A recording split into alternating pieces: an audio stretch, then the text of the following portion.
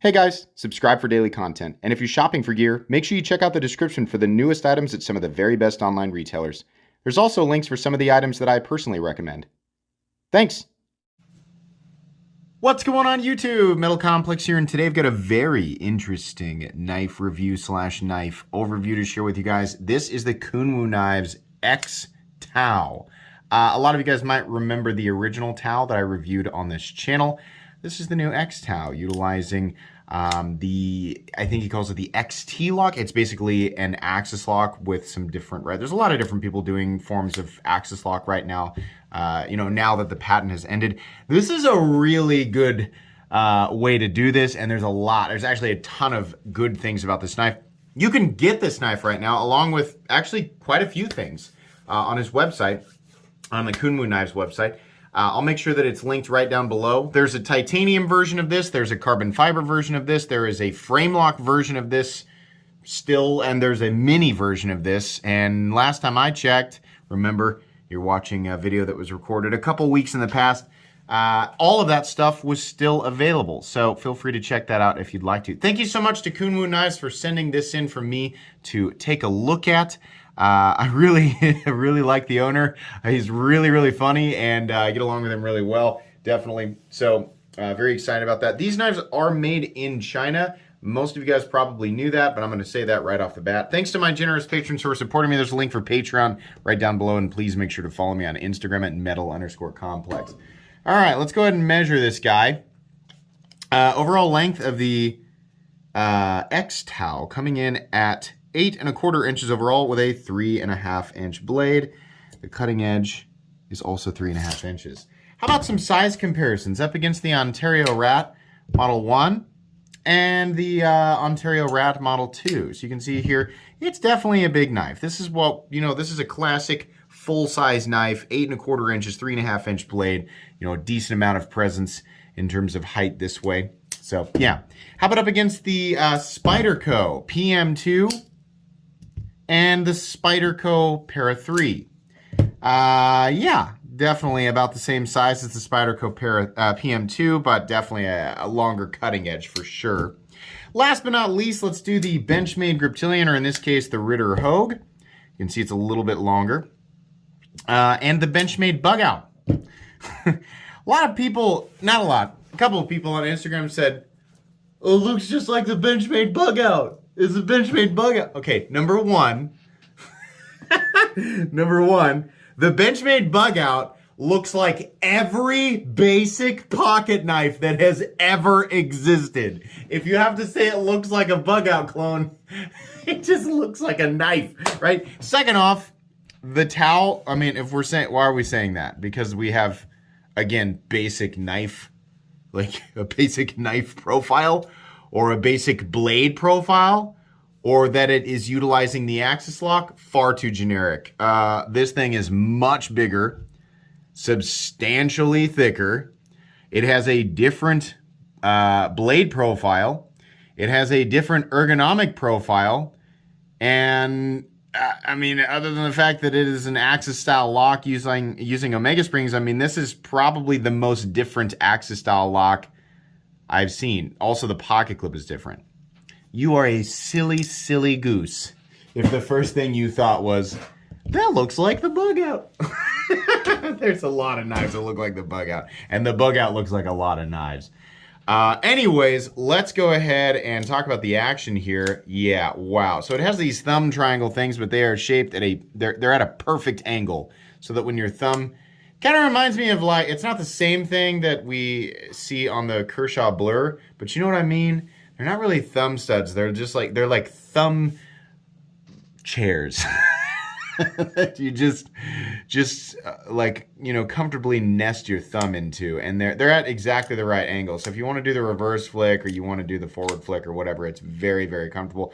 Also, disengagement here is amazing because of these almost look like little titanium earlobes, but you can see how they're shaped at the bottom. They're shaped very specifically for you to get a perfect and comfortable grip on them. These are such a silly thing. I didn't know that I wanted the area of an axis style lock. Like, this is Hogue's Able lock. I didn't know that I wanted that area to be so much more comfortable, right? It's fine in those other knives, but this is just, it's beautifully comfortable. There's no stick or anything.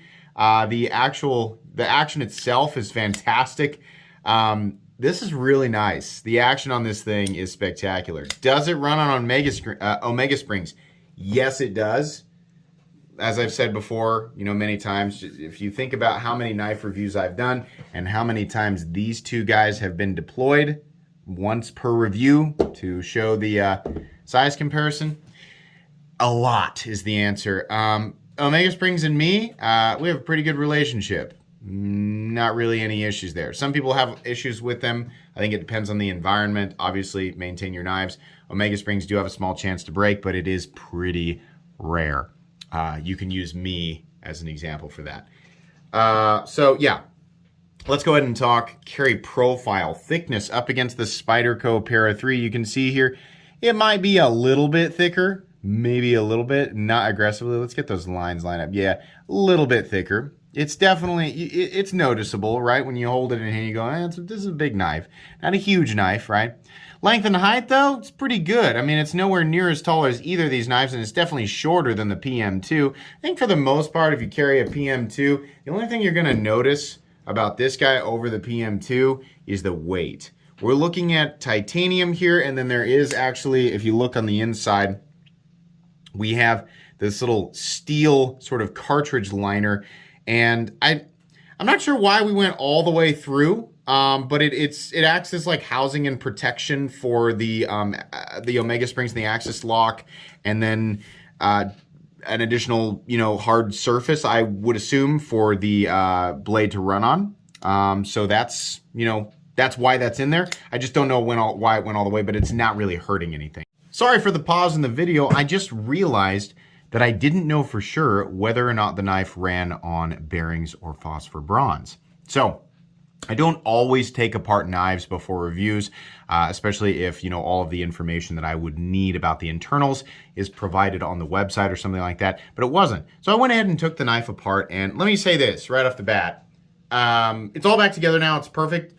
This was an incredibly easy experience with taking apart an Axis style knife. Some of the issues that I've had in the past, are due to poor tolerances or some parts just being machined just in a weird way.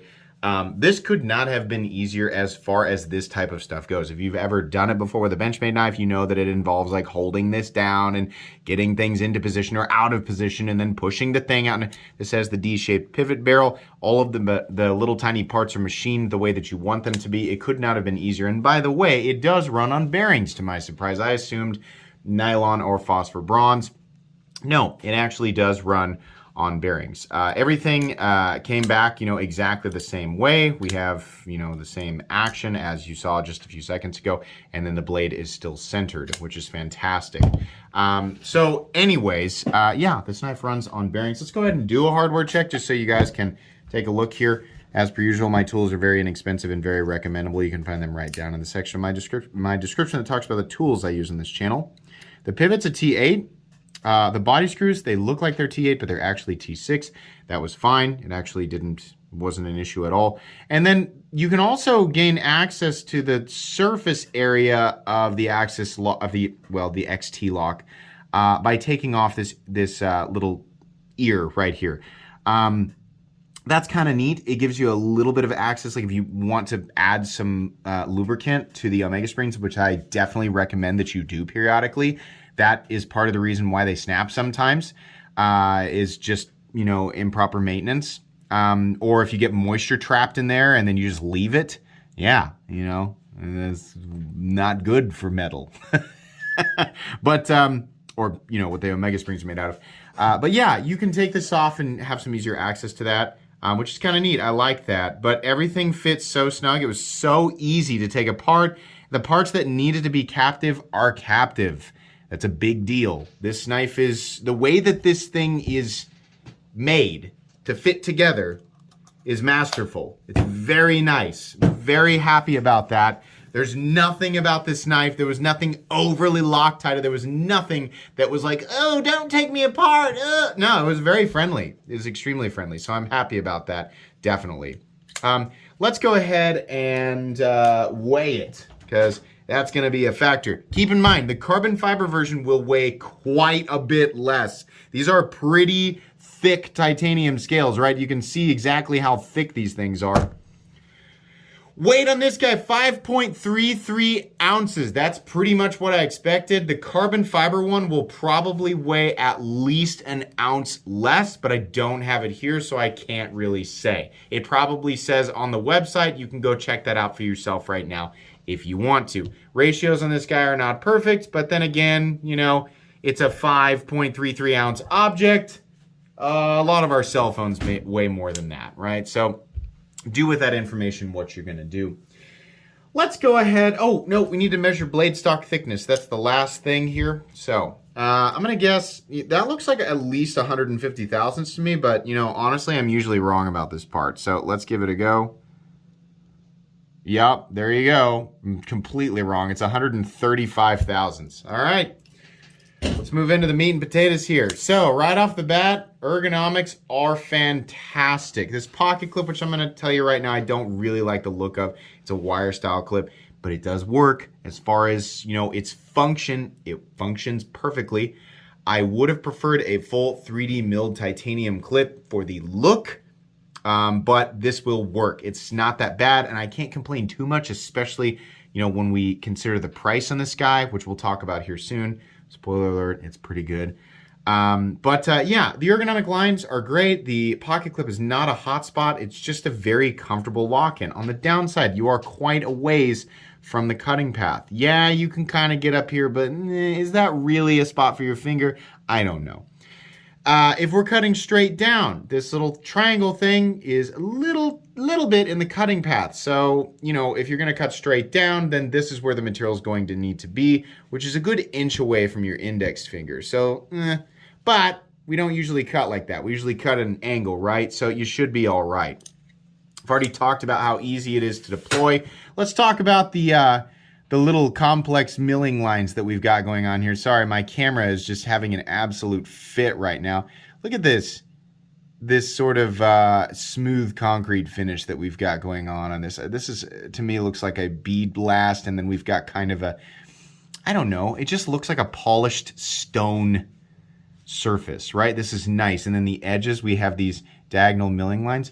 Why? Why would they want to see the background, camera? They want to see this. My camera is just ferociously trying to focus on the background.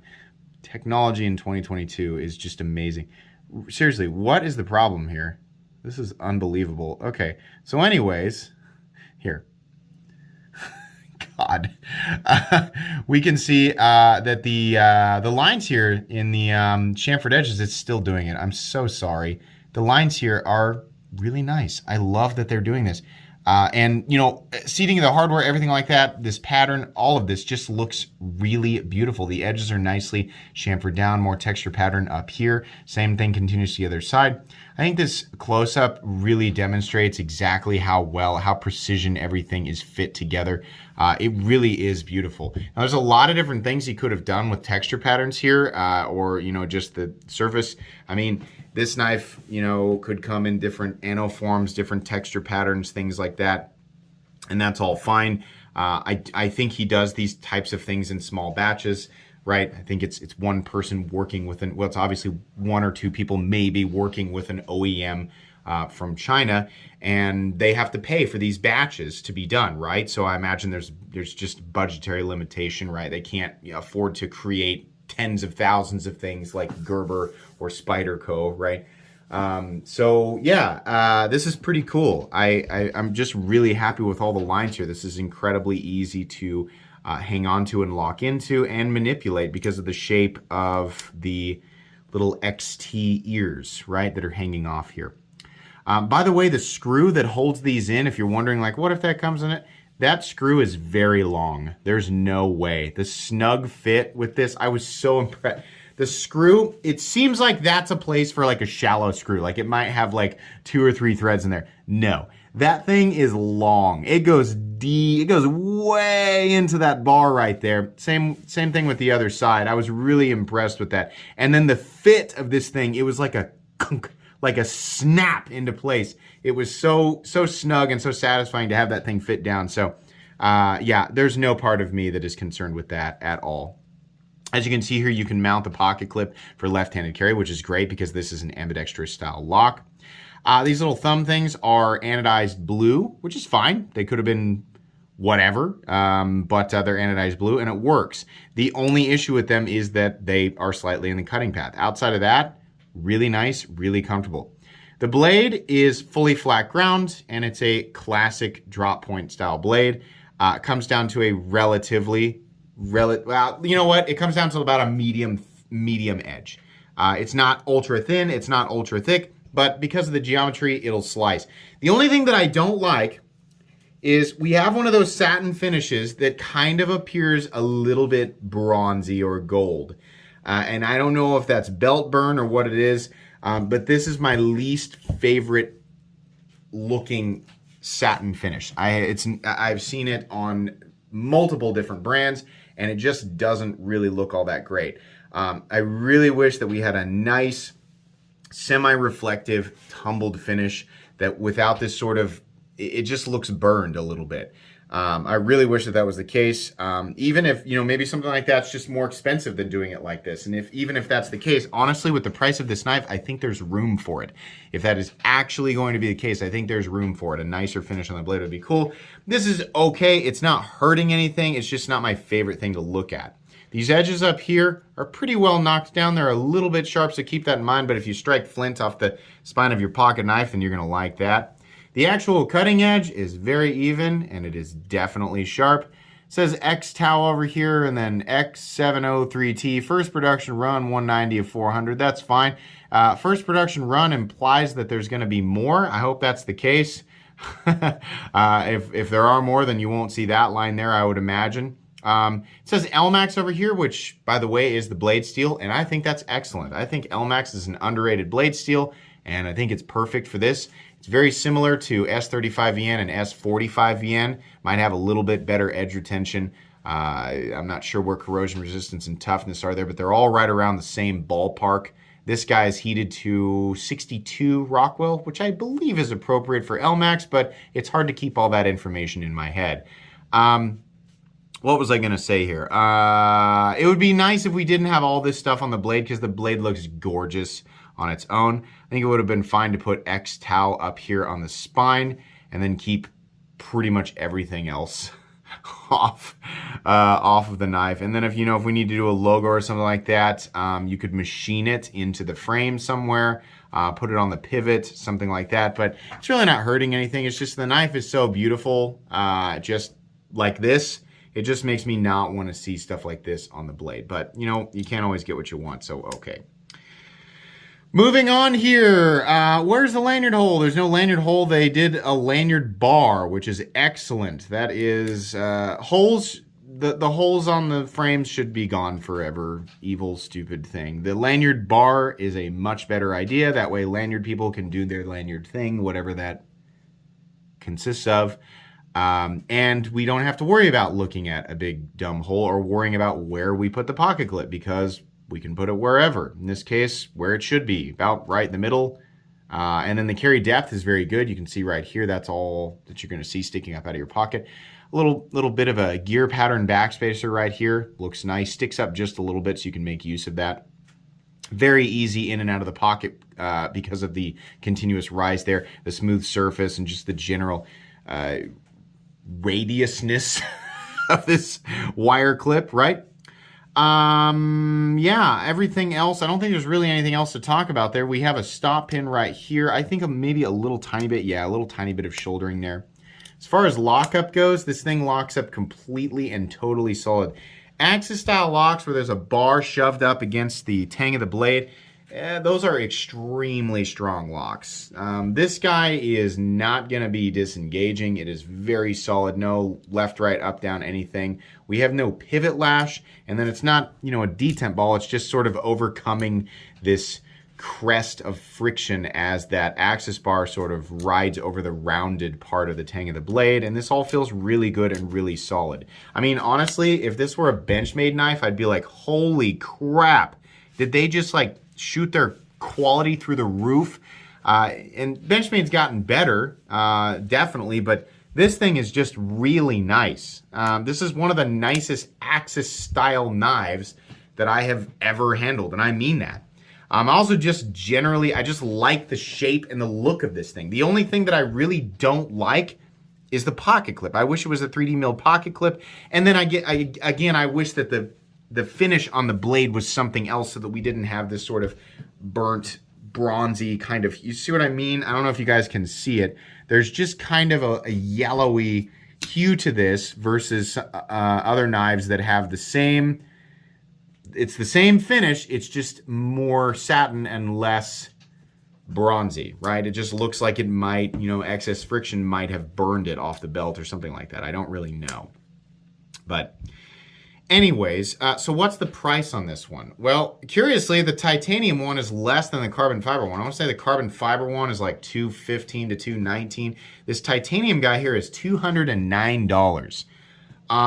Yeah, for the way that this is built, and also like making room for the axis lock and machining all these little pieces and then still going out of your way to do a cool finish and this stuff down here. Yeah, $209, like that's pretty good. We have knives with much less complex build quality that are also manufactured in China that are coming in at like $100 more than this, and it's just ridiculous. This is a very good buy. This is a very good design. And it's very close to like a wow, like they just a couple, like I said, finish on the blade and the pocket clip, right? It's going to be a little bit thick for some people. It's going to be a little bit heavy. If it's going to be too heavy for you, go for the carbon fiber version for sure. I hope that I think this axis lock Tao thing is like this is Kunwu's golden ticket. This is a very good knife that's going to appeal to a lot of people.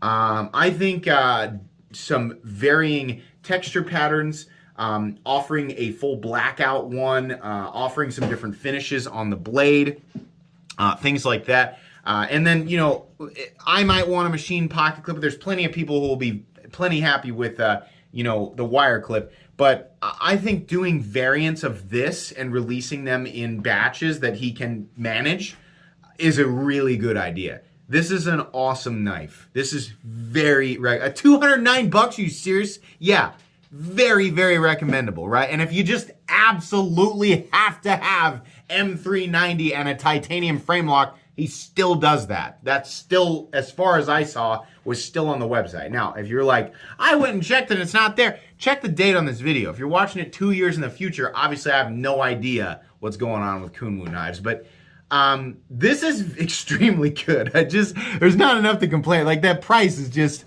like, wow, you know, I compared to what else we've got right now, like no, like any other, this made by any other company is $280 right now. You made by made by Bestech or whoever, is $280 at least, possibly more, right? This has got just as much quality as those companies put into their knives. It just doesn't cost as much. Get this thing while you can. And I really hope that he does more because this thing is excellent. You need to do a small one too. Do a little guy for people who can't carry, you know, this size of blade or who just want a smaller pocket knife. I think that's a good idea. I don't know if there's anything else that I can say here. This is definitely going on my most recommended knives playlist. I'm a huge fan of it. Please make sure to follow me on Instagram at metal_complex. If you enjoyed this video, leave a like. If you'd like to check out my other content, I do of course have lots of videos of knives that are either expensive or inexpensive that I do or don't like, so check those out. And if you enjoy all my content, go ahead and click on that Metal Complex logo right there and subscribe because there's definitely more coming. Thanks again for watching, everybody, and have a great day.